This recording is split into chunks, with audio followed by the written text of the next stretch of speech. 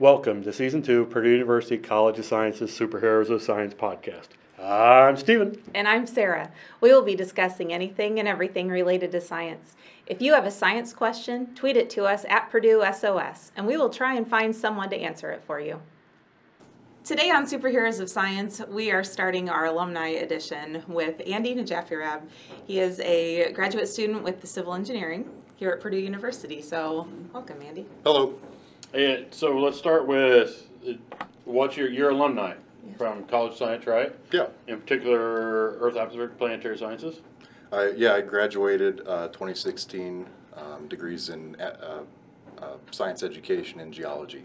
Okay. So I spent a little bit of time in both of those. The curriculum was very similar, so it was kind of natural to stay in there, in that spot, and trying to find out what I wanted to do for a profession. And fair enough. Mm-hmm. And so with a degree, that type of degree, what did you do when you first got out? I know you're doing something different now, because now you've decided to come back to Purdue to go to grad school for other things. We can discuss that in a second. Okay, it's going to be more than a second. But what kind of career jobs were available with the Science education and geology? and geology. Right? You went more geology route, I think, didn't you? Yeah. So I guess the economy was favorable for geology, and it's just been 4 years ago. It was favorable for geologists and science educators. The profession of education is always looking for science teachers, so that was a good start. The last 2 semesters of my undergraduate, I encountered Dr. Terry West here at Purdue, and his focus is engineering geology. It's an applied geology approach, using geologic fundamentals and applying them to engineering problems. Yes. And so his 2 courses were Principles of Engineering Geology and Geology of Landfills, which were kind of similar. Taking groundwater and looking at it in ways like that are used in practice. So I had that in my head when I graduated and started looking for jobs. And I ended up at InDoT, not as a geologist. I worked there for a few months in construction, where I observed construction activities. My responsibilities there were to ensure that things were being constructed properly. So that's how, I guess that's where I started, working in essentially a project supervisory capacity. With a degree in both geology and science education, that's what? Correct. Okay. Yeah. Okay. But then you decided, apparently you saw things and you decided to work to build on the foundation with your undergrad to go into grad school, to go into further places? Is that what I understand? Yeah. And after I worked at InDOT, I worked at Indiana's Department of Environmental Management. I worked there that was a geologist position doing geology things. That was really, that deviated a little bit from the engineering side of really, it's all kind of one thing. It's really matters. It depends on what you want to do with it, with the education. So I worked there. I worked on really solid waste, basically landfills. I worked in the Office of Land Quality, where I dealt with some like composting facilities and stuff, but mainly it was landfills. When I was working there. When I graduated, my plan was to pursue the engineering education. There really it was really a hole in my body of knowledge was the engineering aspect. So I went back to InDOT to work on more engineering. The InDOT position, I say I went back like I could just go wherever I want, but I was lucky enough to get the geologist position that was in Crawfordsville, so I was able to live in Lafayette, and the commute's kind of trivial. It's like a half an hour. So I worked there, and I took courses here at Purdue, engineering courses as a non-degree seeking student. So what were job responsibilities going back as the geologist for that area then? What did you? Oh, for InDOT, that job responsibility was mainly dealing with quarries, so bedrock geology. and it's a Crawfordsville district, so it's constrained geographically to really one.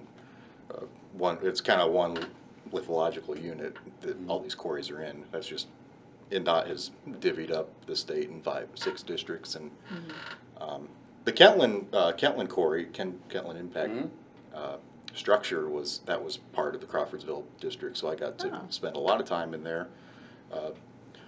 Got bored with shatter cones, but it's really You get bored with shatter cones. I mean, they're like everywhere. Well, that is true. So that Did was you see some of the glacial striations up there then? yeah. I was gonna say because Yep. they had uncovered those a couple years ago. Mm-hmm.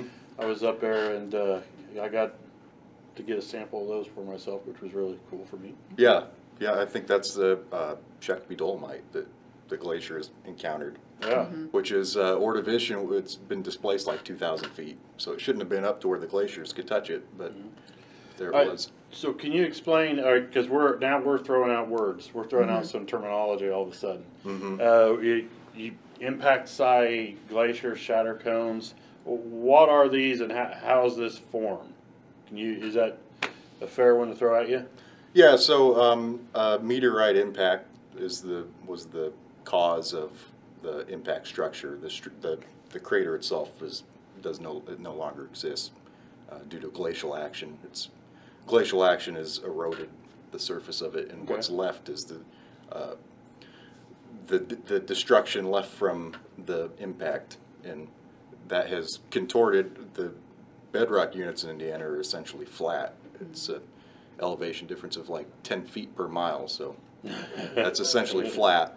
But it's not. That's an important part of working in quarries. Some of these quarries, the footprint of them were like 5,000 feet, so you'd get 10 feet or more difference in elevation throughout a quarry. If you're trying to really target a unit that doesn't perform well in roadways as an aggregate, then that comes into play. But yeah, so the impact from the meteorite caused the bedrock units to essentially uplift. If you look at the moon, in the center of these craters is a small pinnacle, and that's a rebound feature. And essentially what the Kentland crater is it started with that pinnacle. That usually most of these quarries started from farmers hitting rocks with their plow, and then they realized the land is worth more to quarry it than it is to farm it. So they just kind of run into it, and that's how that started. And it's a real crapshoot. There's rocks going every which way. Yes. So it's a challenging place to wrap your head around, and there's been quite a lot of research done there. Not so much. It's not a very lucrative thing to research. So, but there are some. It's a little more money than just busting it up and using it in driveways, isn't it?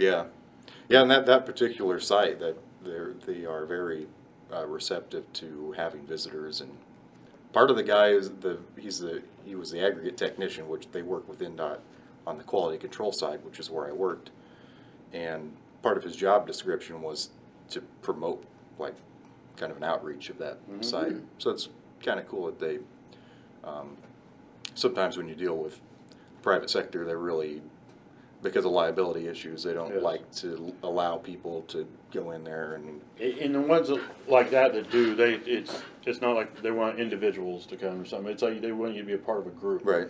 And they'll do a tour of it, and you get to see and look at different things in the tour, and they do a really good job pointing out and what's happened there and talking about the history of it there. I was really impressed with them. yeah. Yeah. What does a geologist, okay, so a geologist working for InDOT, and I know you're wanting to get more into the engineering side. That's kind of, you're feeling your passion is a little more in the engineering, but using the geology as a foundation. But what all does a geologist doing?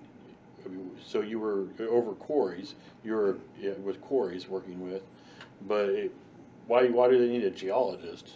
Well, and then I'm wondering, what does a geologist do for environmental management as well? So. Oh yeah, those are two very, very separate things. Because InDOT, the Department of Transportation, is very engineering based.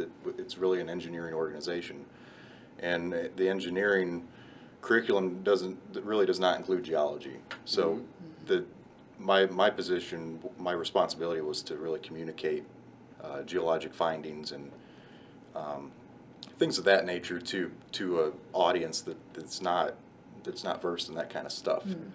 So that's one thing that geologists at InDoT that they do is work with the aggregates, and that's quarries and sand and gravel operations too are under that purview. There's in Indianapolis in Central Command, there with the mothership, they have a number of geologists that work on geotechnical stuff like slope stability and deal more with soils and things of that nature. Embankments are generally soil structures that are built, and that's for like all the roads, right? Yeah, basically, yeah. Like if you have a big, cloverleaf interchange, those large embankments are made out of soils, and soils vary all across the state, and the engineering properties of those that's really the study that I'm in now, and is a grad student in civil engineering, looking at geotechnical things. Is soil compaction's a major, slope stability, that's all a big soil mechanics. And that's something I never thought of before, because I mean, all right, you see them wanting to build a new road or interchange and road stuff, and all of a sudden they're taking all the soil away just to bring in more soil. Yep. And I thought, why are you just wasting our taxpayer money? Why do they do that? I mean, I still get that question a lot, and I hear people complain about that. But then it's like, once you start understanding the science and the engineering behind that, you realize that some soils don't compact well. And then when you drive cars over it over time, if it doesn't compact well, what's going to happen? It's just the road itself breaking down then? And yeah, so road pavement design is based on what's called an equivalent single axle load. It's 18,000 pound, I think, load. Pavement is designed to, for example, withstand 5 million 18,000 pound loads. So that's the service life of the pavement, and that essentially it's equivalent to bending a paperclip. You can only bend a paperclip so many times before fatigue destroys the pavement. So if the compacted soil, if it has too much yield, then the pavement won't last for the service life that it was designed for. And the design is part of the subgrade, which is the compacted soil. But yeah, there's the cut and fill method. They do a lot of earthwork. If you drive on 52 or really any divided highway, there's one, you can see the side of the highway, northbound, southbound, or eastbound or westbound direction. One side generally that was constructed first has much more elevation change. And the side that was constructed more recently with modern engineering practices, it's the grade, there's not as many changes. That's owing to the cut and fill method, as it's called, where they move soil and fill in the low spots, and by the cut it reduces the high spots, and so that's just how that works. I like that. I mean, I think it's cool. Yeah, that's something I never thought of years ago, how much engineering went into and how much you had to understand different earth materials and the properties of those materials in order to build a road. I just always kind of thought, okay, you run a bulldozer over it, you lay concrete or asphalt on it, and we drive. Well, that's how they used to. Yeah, that's how I used to roll back in the day. You get in your bulldozer and start pushing earth, and there you go. And I worked in aggregates. Aggregates were considered just an inert filler. The actual, in concrete, the binding agent is the cement. So cement's expensive. It's expensive to produce. So instead of making an entire pavement section out of just cement, put some rocks in it, and that will bind it all together. And by volume, it increases the volume. So aggregate was thought of as just an inert filler. And certain sections of roadways would only last a couple of years, and other sections would last 15 years. So that in the 40s was researched, kind of after World War II. Basically, testing was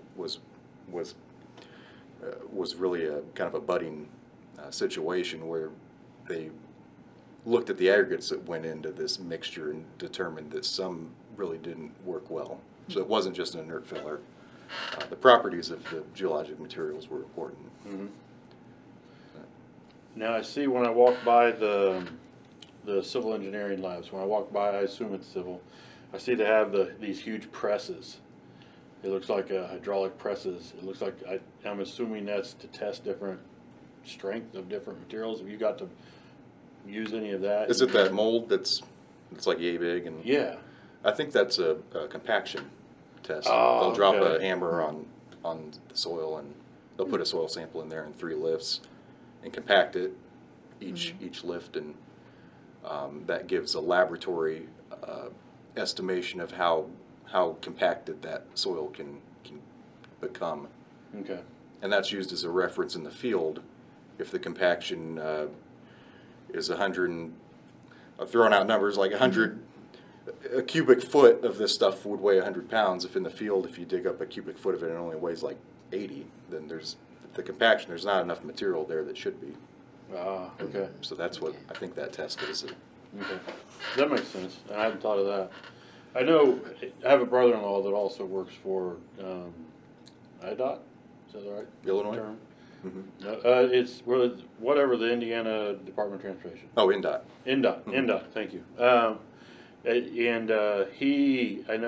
not sure what his exact role is now, but when he started getting into the engineering courses for the job he's in, he would contact me and send me things and say, hey, check this out. It's like remediation of different areas and what they have to move and what type of soil and waterways. And he would ask me random input for these things, which always scared the heck out of me because I'm not a specialist.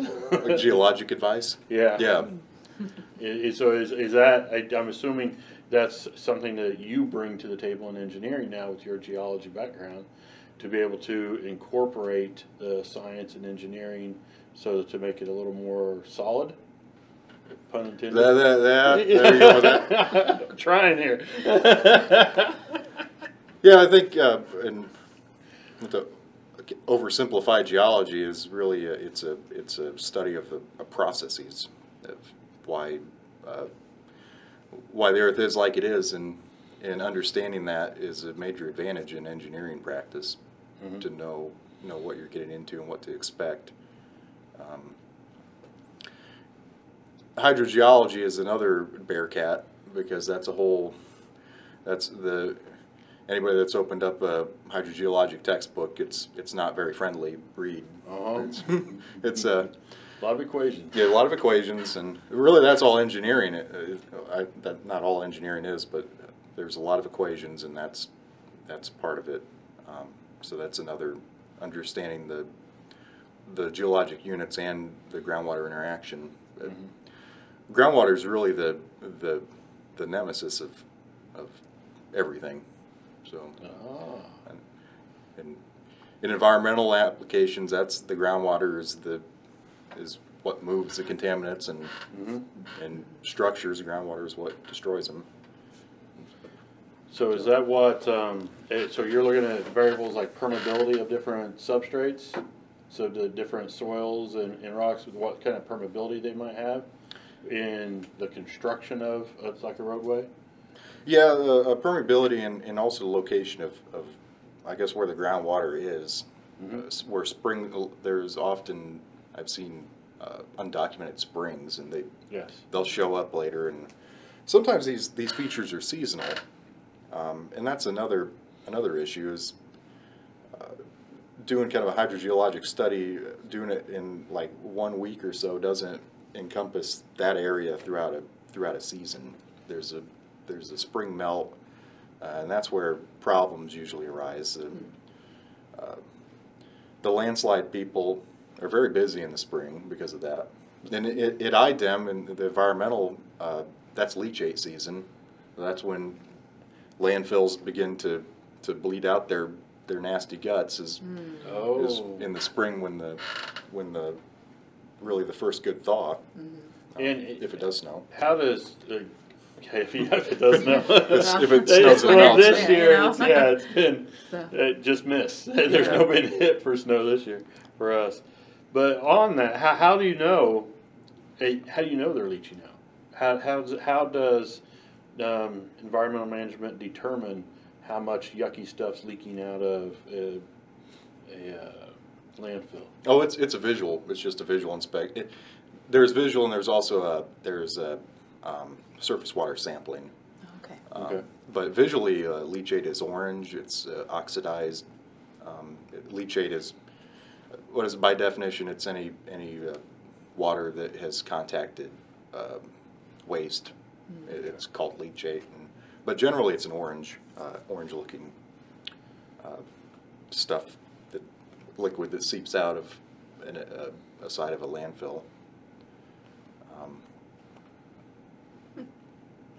Well, so you were with the Department of Transportation. You said you got a different opportunity with environmental management. You went back to the Department of Transportation. Is that right? And then, Yeah. And then what were you thinking? You wanted to continue studying with the engineering, because now you're here at Purdue. So was there a job opportunity that you thought, oh, I think this is something I'd like more training for, or what prompted you to enroll into grad school? And my goal had really always been to enroll in grad school and get formal education in engineering. Okay. And that went back to my work with Terry West. Mm-hmm. Mm-hmm. I guess I just.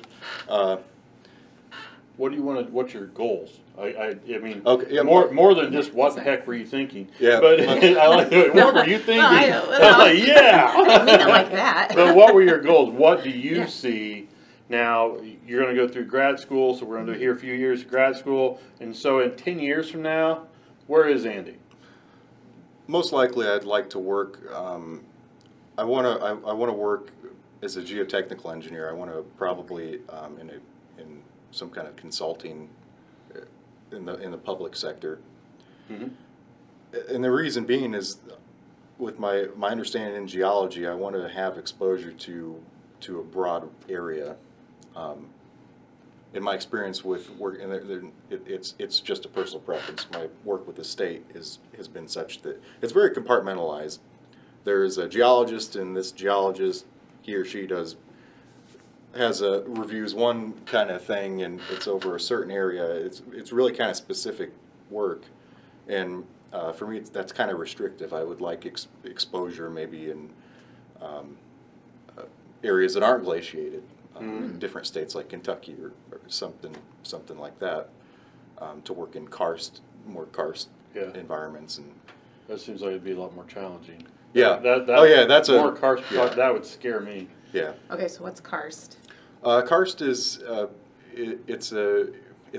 think it's defined as a terrain. It's Mm-hmm. where there's a carbonate bedrock that has been dissolved by Acidic. acidic. Oh, like okay. rain. Okay. Acid- Yeah. yeah. So when it rains, water goes Mm-hmm. through the soil and becomes more acidic, and Mm-hmm. that acidic, when it gets into something that used to be basically what we're talking Devonian Ordovician Mhm. time, Mm-hmm. and so for geologic time scale, when it's more acidic, it's reacting with the calcium Mm-hmm. that's in the rock, and so when it reacts with that, it eats away that calcium. And like southern Indiana, we have sinkholes because it's the water flowing through from soils has Okay. eaten away at the bedrock below that, Oh, okay. and which would scare me to try to do anything in engineering in that. That's engineering and geology. That's a major application. That's Yeah. the intersect of what you're looking at in life. That's exactly, yeah. I guess my mumbling earlier was, and that's really, that's what it goes to, is that projects like that's what I want to work on. And the term sinkhole is really, that's thrown around. The news, what's the saying that the news is a news article is correct for everything, but that of which you're an expert on. It's something to that effect. Like the news articles will call any hole a sinkhole. Yeah. And in geologic speak, not everything is really a sinkhole. I guess it could be, but these are really issues. There's in southern Indiana earlier. 2019, I think it was in May, there was the quote-unquote sinkhole developed in an embankment. And I looked at it. When I worked at InDOT, I didn't work with the geotechnical community, the geotechnical group on really any kind of legitimate basis. I just, if there's something interesting going on, I would review it. There was a sinkhole that developed, and there was a fatality as a result. It was because of a detour. It wasn't. There was a lot of vehicles damaged in this feature. But they could not figure out why this happened. It's in a karst area, but in a small area, a small part of this area where this sinkhole developed, there's a thick shale layer which separates the limestone bedrock that gets dissolved in that action. And so it wasn't a karst feature that caused the sinkhole.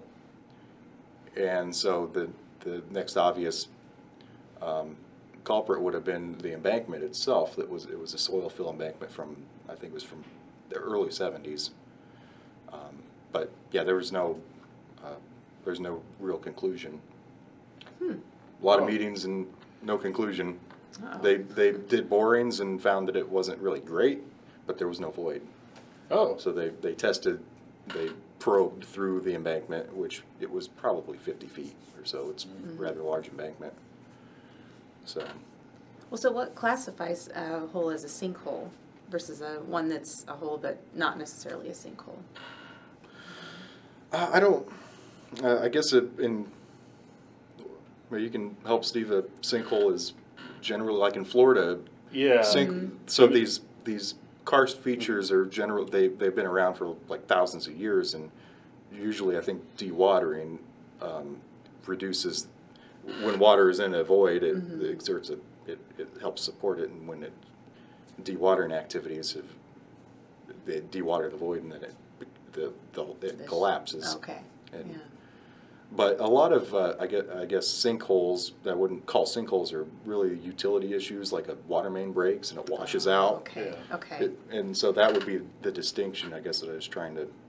So you wouldn't call it a sinkhole. It's not in karst over downtown West Lafayette. It's just a water main break or it's sewer issue, or utilities act as a conduit and cause problems.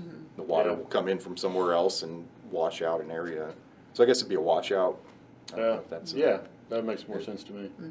Better term for it. Okay. With the new construction on campus, I saw that last fall. Over just a few blocks from campus, there was in front where my son lives. I went over to his house, and I'm like, okay, I'm not pulling into the parking lot, because I saw a huge washout area down the hill, and there was someone else who had parked on a soft spot because they were doing construction, and they just put some asphalt over the gravel. Well, that gravel got washed out underneath the asphalt, and the car was sitting on its frame, totally sunk. Oh, jeez. Oh, boy. Someone's having a bad day. Yeah. But again, that would be a washout. Even though the ground sunk, we would call it's been washed out rather than a sinkhole. In a sinkhole. Okay. Because that makes sense. It's not like a natural event where you've had part of the bedrock itself eroded out from underneath due to chemical weathering. Okay. That's science.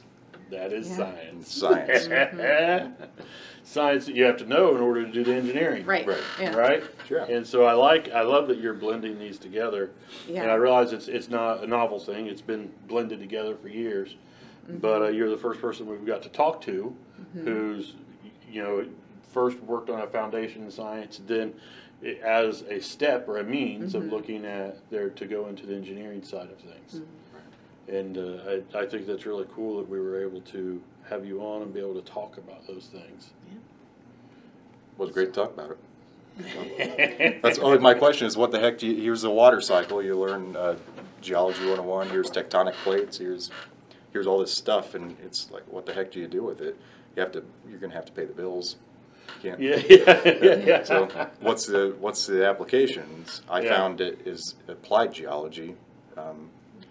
In terms of engineering, that's what I found. Hopefully, everyone else finds where they need to go. And I like the fact that you're like, I took Dr. West's class, and that's what sparked your interest. You learned enough to be dangerous. Yeah. And you're like, okay, I want to run this direction. I want to learn more about this. And oftentimes people think, and they kind of pigeonhole themselves in their mind that, hey, I'm learning about this, and this is, but there's so many places you can go with that knowledge. Right. And I liked the fact that you found passion in that one area that made you even more excited. I was talking to my son about this last week, what he does, and then he took a class. He's like, now this seems so much cooler than what I've been studying. And I'm like, well, don't jump yet. Get your foundation and then start running in those directions of excitement. Yeah, I like that you had that strong foundation in geology and a little bit of education as well, and then you're able to take that and look at a few careers and then move on and look at then even like the engineering as a graduate degree. I think that's just a neat progression. So. Yeah. Has the education side, that aspect, have you found that helpful in doing like presentation type things, being able to explain things to people, or is that just something that, well, I was checking that out and just decided to go another direction? It has been very helpful. In terms of the actual profession, classroom management isn't something that, I guess, working with adolescents is not really something I'm good at. So in that regard, I would probably learn how to do it well, but that's not where I could help progress science, is not in that capacity. But yeah, the education program is very helpful in there's really a psychology component to it. Understanding people and being able to communicate effectively. That's really that education. You have to be able to communicate effectively. Otherwise, what the heck are you doing? I think any job that you're going to have, you communicate. If you are a good communicator, it seems like you're going to perform better. I mean, communication is such an important aspect of everything. So yeah, things fall apart pretty quick if there's not that that skill, I guess. Sweet. Great. Anything else you want to abuse the guy with? No. Well, thank you. We appreciate you coming. Yes. We'll be posting this next week, man. Thanks for having me. Thank you for listening to our podcast. Be sure to subscribe, rate, and leave a review. An outstanding on review. iTunes or your preferred podcast player. Tweet us your science questions. At Purdue SOS. Until next time, be super, and remember... You are someone's hero. Boiler up! Hammer down.